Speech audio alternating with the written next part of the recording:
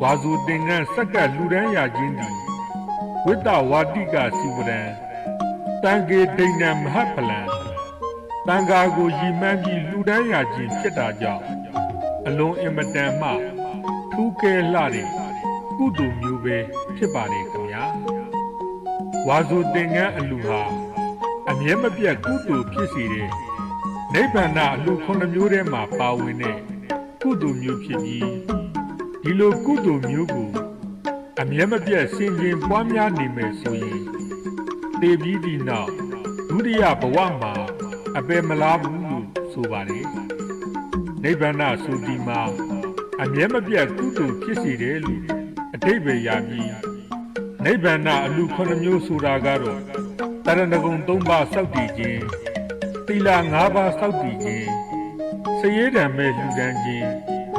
အာစိဏကံဆုံးဝတ်မပြတ်လှူဒန်းခြင်းဝါဇုတင်ငန်းစက္ကလှူဒန်းခြင်းရေတွင်းရေကန်တူးဖော်လှူဒန်းခြင်းကျောင်းဆောက်လှူဒန်းခြင်းတနည်းအားဖြင့်အယိတ်အာဝတ္တလှူဒန်းခြင်းဆိုတဲ့အပေတကားပိတ်စီတဲ့ကုသိုလ်တို့ပဲဖြစ်ပါတယ်ခင်ဗျာဝါဇုတင်ငန်းကတ်လှူဒန်းကဂရိမြဲလာစုရသောတာ